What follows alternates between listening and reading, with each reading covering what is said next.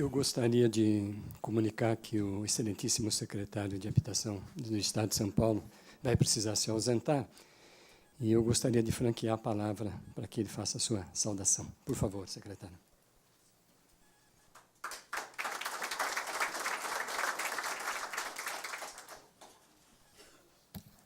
Muito bom dia a todos, a todas. Peço desculpas antecipadamente por ter que me ausentar, não vou participar de uma parte importante que é o debate, né? Tantas informações importantes que nós ouvimos aqui, da Ana Maria Mello, do Robuste, que eu acho que contribui muito para que o objetivo de todos nós, parceiros desse desafio que se coloca perante a sociedade brasileira, possamos estar avançando.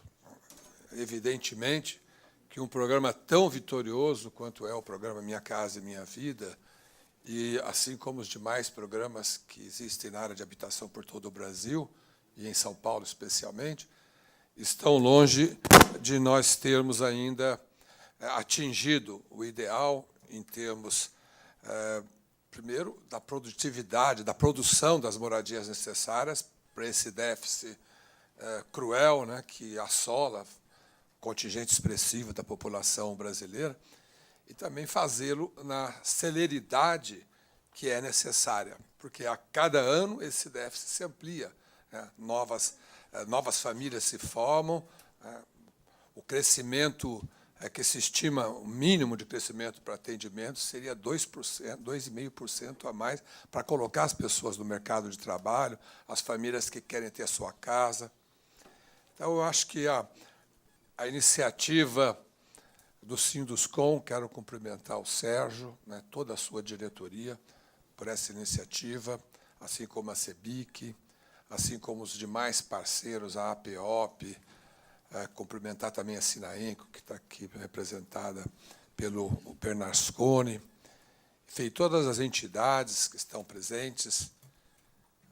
Queria dizer que a iniciativa ela contribui, mais uma vez, para nós colocarmos o Brasil num outro patamar de atendimento à moradia.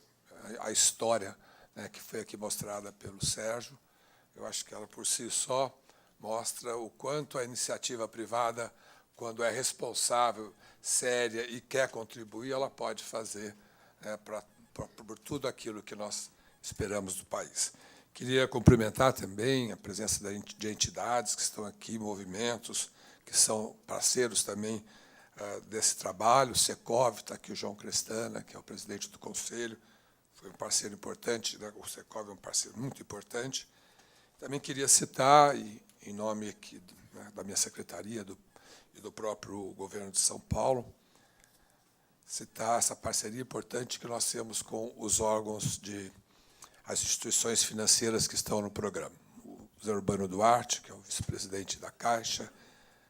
A Caixa Econômica, efetivamente, hoje ela representa o grande motor desse programa Minha Casa e Minha Vida, agora coadjuvado também pelo Banco do Brasil, que acaba de entrar no processo, e com quem nós já temos também uma parceria muito avançada. Cumprimentar o Paulo Galli, em nome dele, toda a sua diretoria. O Paulo Simão, também, que teve que se retirar. O Emílio Alves Ferreira Júnior, que é o presidente do FETICOM. Cumprimentar a Maria do Carmo, que representa a nossa amiga Inês, nossa queridíssima amiga Inês, que não pôde vir aqui também, pelo trabalho que vem fazendo. José Floriano, que é o nosso secretário municipal de habitação, que recentemente assumiu essa tarefa, né, de cumprir aí uma meta muito expressiva, né, muito importante para a Prefeitura de São Paulo, junto com o Luiz Carlos da Coab, com o João Albucati, toda a sua equipe. O Hamilton Rodrigues da Silva, que é o diretor de crédito imobiliário do Banco do Brasil.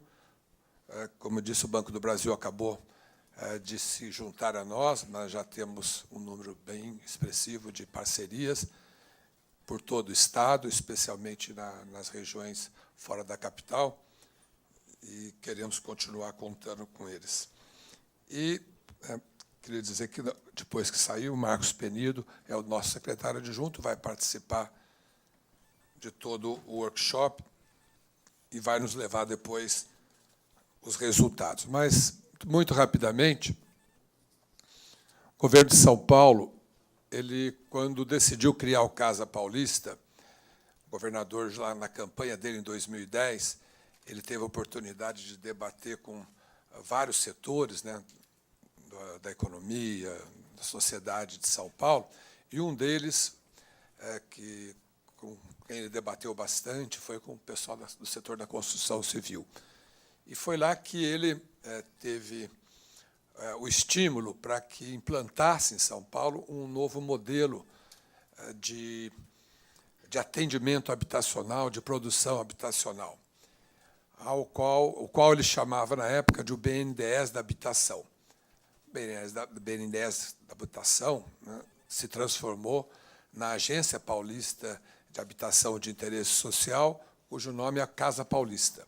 Então, o Casa Paulista é uma nova modalidade de atendimento que buscou, essencialmente, trazer a iniciativa privada para a produção de moradias populares. Os números aqui foram muito evidentes, né? As dificuldades do setor privado de investir nessa área, né? Por todas as razões aqui apontadas, né? A falta desse investimento, como mostrou o trabalho da Fundação Getúlio Vargas, provocou um impacto muito grande na economia do Estado, na geração de empregos. E isso se deve às limitações que o programa tem para o setor, especialmente da faixa 1, que não sobrava, como estou falando, não estou ensinando, né, o Padre Nosso para o vigário, mas que não sobrava margem, né, como continua não sobrando em alguns casos, para estimular o setor privado. Ao mesmo tempo, o governo de São Paulo tinha, como ainda tem, compromissos e desafios de atendimentos compromissados, atendimentos que estavam aguardando viabilização. E o orçamento do Estado, ele tem as suas limitações também. E o horizonte de atendimento ficava longe. Como é que nós vamos deixar essas famílias em auxílio moradia? Como é que nós vamos atrasar projetos importantes que têm impacto em toda a região metropolitana, especialmente na região metropolitana de São Paulo, famílias que têm que ser transferidas sem apenas com recurso do Estado. Então, juntando as nossas necessidades de atendimento, juntando também a vontade e as metas do governo federal, através do Minha Casa e Minha Vida, de produzir moradias para baixa renda, é que surgiu a ideia de estabelecer uma parceria que foi firmada em janeiro do ano passado, de 2012, entre a presidente Dilma e o governador Geraldo Alckmin, através da qual nós estabelecemos entrar com uma complementação dos recursos que são aportados pelo Minha Casa e Minha Vida para viabilizar moradias em todas as regiões metropolitanas, onde existem os maiores problemas. Assinamos com 100 mil moradias para fazer em 4 anos, a partir do ano passado. Nós já ampliamos isso para 124 mil moradias, sem incluir as 50 mil moradias que nós vamos construir através das parcerias público-privadas, que terão, obviamente, como já mostrou o primeiro projeto que nós lançamos para o centro de São Paulo, que terão a participação expressiva do programa Minha Casa e Minha Vida, além da parceria com o governo municipal, com a prefeitura municipal. Então, isso é para vocês situarem um pouco o grau de engajamento e a disposição do governo de São Paulo, do governador Geraldo Alckmin, de participar desse esforço coletivo que nós estamos fazendo para melhorar a situação de moradia popular no nosso Estado. A par dessa modalidade nova da Casa Paulista, nós temos a CDHU ainda, mantém o seu trabalho de uma forma hoje mais descentralizada. Nós estamos transferindo recursos para as prefeituras fazerem as obras e as licitações, gerando emprego nas regiões, fortalecendo as pequenas empresas que tem por todo o Estado, e que tem uma meta importantíssima de 70 mil moradias nos 4 anos do nosso PPA, o PPA que significa 8 bilhões de investimentos, mais de 2 bilhões por ano. Este ano, por exemplo, os investimentos da CDHU com Casa Paulista serão 2 bilhões e 100 milhões de reais, e sem contar os investimentos da parceria público-privada. Nessa parceria do Centro de São Paulo, o governo de São Paulo vai colocar 1 bilhão e 600 milhões de investimentos a fundo perdido para subsidiar as obras de requalificação urbana e de construção de moradias.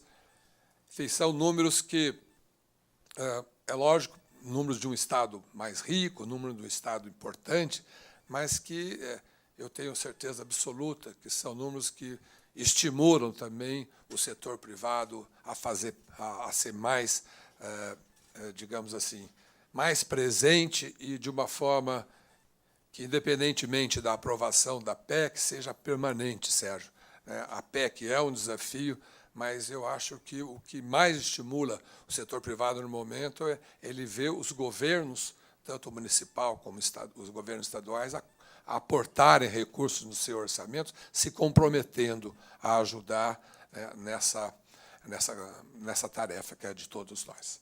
Então, eu queria louvar mais uma vez a iniciativa, dizer que essas parcerias, elas, além das parcerias do setor privado e institucionais, elas são fundamentalmente também calcadas nas parcerias com os trabalhadores, e aqui está o Ramalho, que representa os trabalhadores da construção civil, que sabe avaliar, né, muito bem o quanto nós podemos fazer nesse trabalho, que é um trabalho que eu tenho certeza vai colocar São Paulo à frente de todos os resultados que nós queremos obter, além daqueles que já são muito importantes para serem comemorados, como se faz aqui hoje.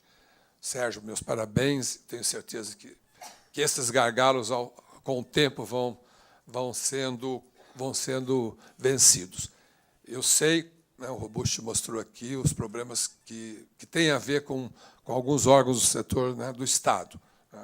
A CETESB é, efetivamente, uma questão que envolve, muito sensível, que envolve uma legislação rigorosa que tem no Estado de São Paulo, e também envolve uma certa dificuldade de ter um número de pessoas suficiente para atender às demandas do setor privado, assim como outras situações. Mas daquilo que cabe dentro do governo de São Paulo, a Secretaria de Habitação, que é o GRAPOAB, né, a parte da GRAPOAB que nos cabe, nós temos procurado acelerar bastante os processos de aprovação, e o Robusti pode falar também, porque ele é membro do Conselho Estadual de Habitação e acompanha bastante as nossas iniciativas, assim como outros que estão sempre convivendo conosco lá. Mas podem contar com o governo de São Paulo. O governador Geraldo Alckmin já teve a oportunidade de fazer palestras em algumas entidades, lá no Secov mesmo já foi mais de uma vez, e ele tem a mesma determinação e a mesma ansiedade, né, que toda a economia e o setor de construção civil de São Paulo tem. Então, muito obrigado, peço desculpas, mas o Penido vai aqui me representar. Agradecendo mais uma vez ao secretário Silvio Torres. Dando continuidade às citações, eu gostaria de citar aqui os colegas da Caixa, a pessoa do senhor Sérgio Scramin, que é superintendente regional Pinheiros, Adriano Rezende, Superintendência Regional Santana, Sérgio Cansado, que é superintendente das grandes empresas, Cristina Chiquete, cadê a Chiquete? Está escondidinha aí. Chiquete, que é gerente da Agidur São Paulo, e também todos os gerentes regionais, né, que representam aí todas as SRs da região metropolitana. Obrigado a todos, né. Dando continuidade à programação, gostaria de convidar para a sua apresentação o senhor José Carlos Martins, né, que irá falar sobre os temas e questões apresentadas, e eu peço, por favor, que ele venha ao palco.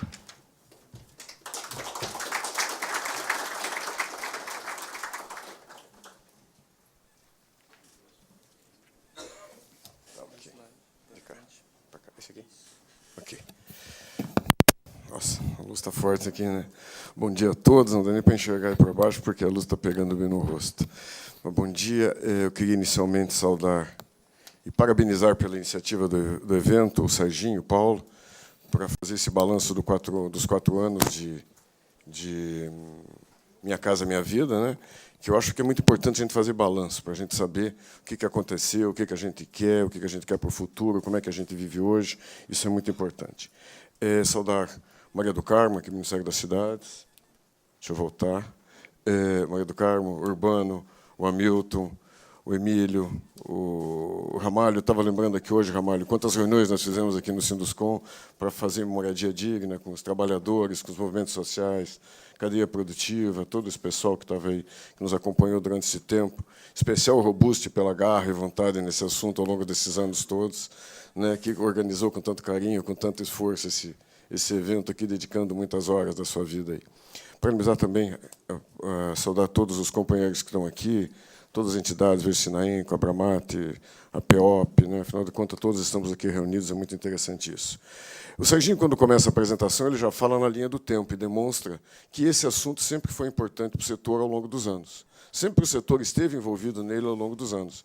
E não foi porque o Minha Casa Minha Vida começou que nós paramos. Então, a mim foi dado a incumbência, né, de mostrar o que existem dentro das várias ações que a CEBIC tem, o que tem, de alguma forma, aderência a justamente esses gargalos que foram colocados aqui.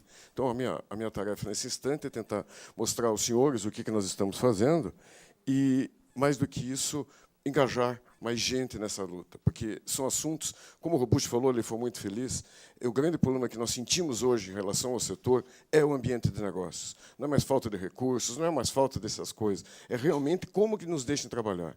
Tudo isso que foi colocado, Robuste, como gargalo, no fundo, é perda de produtividade. É custo mais caro, é prazo maior, é todo esse tipo de situação. Tudo isso, se você for olhar isso. Então, é muito claro para nós o que aconteceu. Deu um boom de trabalhadores, as construtoras tiveram aumento de PIB, coisa e tal, mas não necessariamente todos os outros atores do processo tiveram o mesmo crescimento, tiveram a mesma dinâmica que teve o nosso setor como construtores. Então, a gente vê que existem, e tudo isso que a gente coloca aí, quando você fala, você vê claramente que são falta de estrutura, ou seja, nesse momento, temos que trabalhar com projetos estruturantes, sim, projetos estruturantes que atendam justamente essa inúmera situações que existem. E é justamente o que nós estamos tentando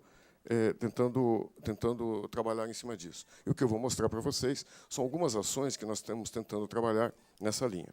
Primeiro, nós estamos trabalhando nesse instante com um grande projeto que é a melhoria da competitividade da construção brasileira.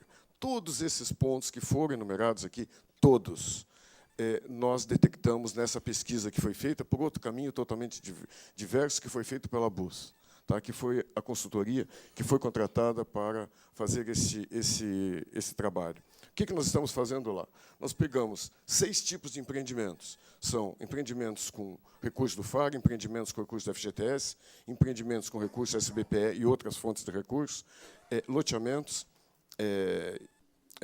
uso misto de grande impacto e qualquer outro que eu me esqueci agora. Ou seja, que nós temos 6 grandes tipos de empreendimentos. Elegemos 40 potenciais gargalos, entregamos a 60, não sei, 60, 70 empresas, e as empresas colocaram uma nota de 1 a 5, cada um desses gargalos, ou seja, na matriz. Vamos dizer, por empreendimento tipo tal, qual é o grau de impacto desse tipo de gargalo. E, dentre todos esses, nós escolhemos 16, foi um número que a gente escolheu, 16 para fazer um trabalho em cima deles. Robuste, todos eles que você apresentou estão lá dentro. Ou seja, corrobora que é esse mesmo caminho. Existe uma outra coisa, porque são um número maior, que acabou aparecendo ali. Mas, basicamente, quando se estuda, sempre passam por esses números, sempre passam por esses itens. E qual que é a ideia desse trabalho? Que nós façamos um estudo deles sobre 3 dimensões: custo, prazo e insegurança jurídica, que, quem sabe, seja a pior de todas elas. E, depois, propor ações estruturantes. Logicamente que não é um trabalho que nós pretendemos fazer isso aqui, uma coisa de curto prazo, vamos dizer, com soluções imediatas, não. Isso é de médio e longo prazo. Tem que ser estruturante. Quando vai se mexer em licenciamento ambiental, quando vai se mexer com cartório, quando vai se mexer na forma de licenciamento que hoje é feito nas prefeituras, que elas estão totalmente desestruturadas, entendeu? Que muitas ainda trabalham só com papel, né? Então, você percebe que aquilo que eu citei inicialmente, a velocidade, a estruturação de todos esses outros atores não está, hoje em dia, compatível com a velocidade que foi imprimida e que a sociedade está exigindo de todos nós para dar vazão a tudo isso que tem pela frente. Um problema específico é cartórios, que, quando você numera, sempre ele aparece como o principal, e ele tem uma característica. Ele, em todos os estados da federação, quem sabe o menor que existe é São Paulo, mas, basicamente, em todos os estados da federação, ele é um assunto que pega. Existem alguns que pega mais um, pega mais o outro, mas esse cartório pega em todos eles. O que nós estamos, nesse instante, tentando fazer? Como eu comentei anteriormente, aquele trabalho é médio e longo prazo. Aqui é de curto prazo. Então, o que pode se fazer imediatamente? Um provimento do CNJ que dê entendimento do que são certidões, de que é prazo de certidão, o que a lei está dizendo, ou seja, que se crie um entendimento daquilo que a lei está dizendo. É uma forma de tentar minimizar todos esses problemas. Hoje nós estamos trabalhando com o Ministério do Planejamento, o Ministério das Cidades, Caixa e Banco do Brasil, que estão envolvidos nesse projeto, para que nós tenhamos, de alguma forma, clareie isso, porque isso resolveria inúmeros problemas que nós temos. E também tem que ter uma atividade legislativa meio rápida a respeito de prazos, né? Porque não é aceitável que nós tenhamos tantas obras hoje, do Minha Casa Minha Vida, faixa 1, né, do Carmo, invadidas, vamos ser sinceros. Por quê? Porque a documentação não saiu a tempo lá no final. Temos lá empreendimentos 400, 500, 1.000 unidades invadidos. Por quê? Porque não deu tempo de segurar, as pessoas invadiram, porque o papel não saiu. Ou seja, é uma coisa incompatível com a realidade que deveriam ser as coisas. Então, isso tem que ter, imediatamente, uma ação legislativa que deixe clareio sobre esse ponto aqui. Nem cheguei, já estão me cobrando tempo, vocês já perceberam? Não era tempo, terminava em mentos, eu pensei que fosse tempo, é loteamentos. Vamos lá. Assinatura do convênio com a Caixa. Desculpe, vou voltar lá. Bom, então, a respeito de cartório, o que nós temos em termos de ações de curto prazo são esses. Existem muitos itens da pesquisa aqui apresentada que fazem parte de procedimentos de burocracia, de como você operacionaliza o programa. Isso aqui é algo que nós estamos construindo desde os primórdios do programa. Ou seja, eu me lembro claramente que com a Caixa, na época, só a Caixa operava, né, Paulo? Nós tivemos em 20 estados da federação, né, Paulo? Lembra disso? 20 estados da federação lá discutindo como é que poderia ser a operação. Hoje, ainda não está adequada, lógico que não, mas que, com certeza, está muito melhor do que foi no passado, com certeza está. Então, isso eu acho que é uma ação que nós não podemos perder de vista, ela tem que ser trabalhada no dia a dia, sim, para que cada dia nós possamos diminuir. Eu me lembro que, quando começou o processo, a Caixa, acho que era 200 e tantos, 300 itens que vocês analisavam, não é isso? 240 itens, caiu para 50, foi isso? 30 e poucos itens, não perdeu em nada a qualidade e continua rodando. Ou seja, imagine quanta energia que você gastava à toa com repetições de análise, não tem sentido. Então, foi justamente isso que temos construído ao longo do tempo, e essa parceria é muito vamos dizer, o resultado dela é muito importante, agora com o Banco do Brasil também envolvido, né? Eu acho que é um assunto que nós temos que trabalhar cada dia mais e melhorá-lo. Assinatura do convênio com a Caixa no dia 10, em breve faremos o mesmo com o Banco do Brasil. Até estava previsto, né, Milton, nós fazemos hoje aqui, mas acabou não dando tempo, mas vamos fazer logo na sequência. O que é esse convênio? Esse convênio, sim, é demonstrar o nosso interesse, a nossa preocupação com a melhoria do processo, seja a qualidade, seja todos esses... Afinal de contas, o nosso convênio lá está dizendo a CEBIC e as suas associadas estão se disponibilizando a trabalhar a favor do processo, a favor do programa, para que cada dia ele seja mais atuante, que cada dia ele seja mais eficiente, afinal de tudo.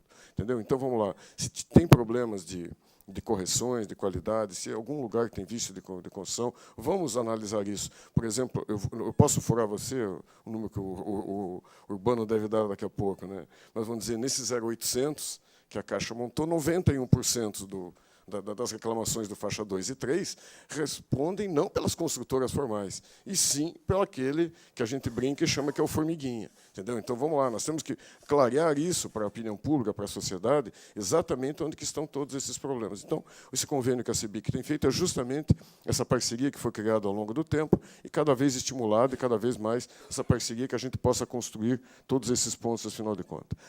A parceria também no recém-lançado, o De Olho na Qualidade, que é isso que eu acabei de falar aqui, que é o programa que a Caixa soltou. E tem um outro que nós estamos montando agora, porque percebemos claramente a falta de conhecimento, principalmente das pequenas prefeituras. Vejam que este ano, o ano passado, na eleição do ano passado, 70% dos prefeitos eleitos foram renovados. Então, 70% dos prefeitos que hoje entraram, eles entraram agora. E não necessariamente eles conhecem, né, Carmo? Conhecem o processo.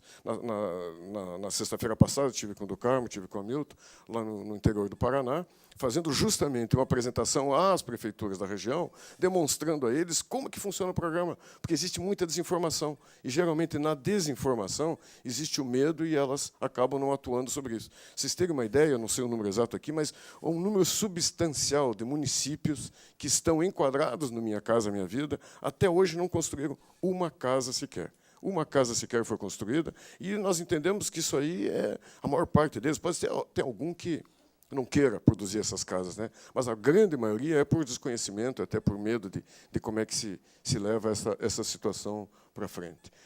Disponibilizar terra urbanizada, eu sei que depois vai ser tocado nesse assunto, mas, independente de tudo que possa se fazer, que eu sei que a gente, como o Robusti mesmo falou, não é uma forma que vai se resolver o assunto, mas são inúmeras. Mas, enquanto não se revogar a lei da oferta e da procura, se nós não ofertarmos terra adequadamente, claro que vai ter pressão sobre o custo da terra.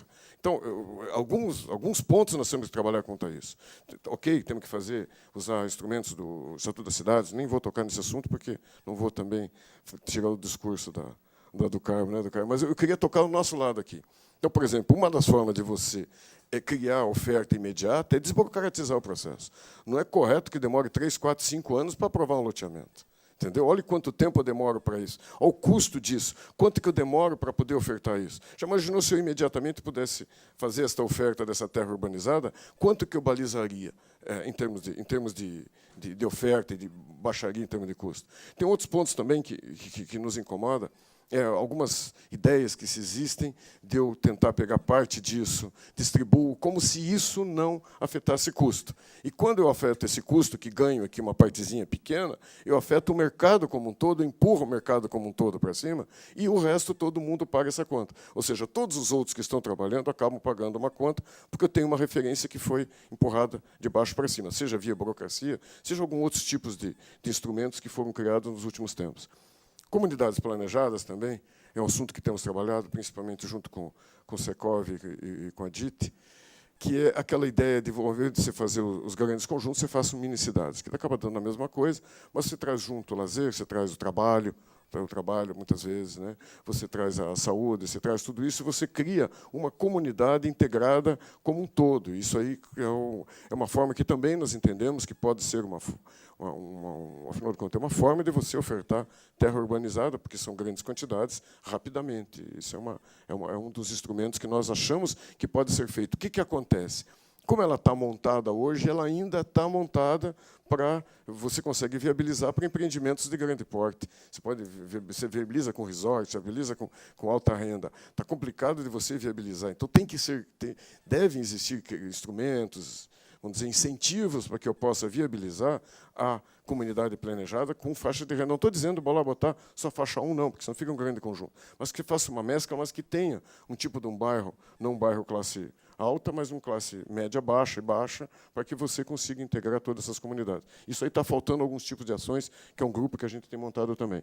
E a modernização da 67 e 66, adequando à nova realidade. O mundo mudou, as coisas mudaram, o mundo é outro, até o Papa renunciou, né? Então, eu acho que o mundo mudou mesmo. Então, nós achamos que ela precisa ser modernizada, tem que dar uma chacoalhada nela e dar uma melhorada, que passa até pela comunidade planejada. Tem vários instrumentos que hoje são utilizados que não estão previstos nela e que, afinal de contas, ela tem que ser dada uma atualizada urgentemente. Ministério do Trabalho, alguém já tocou nisso aqui, nós estamos tentando trabalhar em 2 assuntos aí. 2 semanas atrás estivemos junto com o ministro, devemos montar nos próximos dias um grupo de trabalho, que esses 2 pontos são vitais. Primeiro, regulamentar a atividade da subempreita. Entendeu? Porque não tem sentido, o que o Robusti colocou é claro para nós, tem um viés ideológico, tem um ranço aí dentro que quer nivelar todos esses itens. Entendam bem, não tem justificativa a partir da desoneração sobre a folha, que você joga para o faturamento, de ter o informal. Não tem mais sentido. Vocês compreendem? Então, eu acho que nós temos que combater isso veementemente. O subempreiteiro, ele parte da inovação porque ele pode ter especialização, ele tem o know-how, ele tem o conhecimento de determinado tipo de atividade, que muitas vezes a empresa, muitas vezes não, a maioria das empresas não tem condição de ter uma equipe própria sobre isso.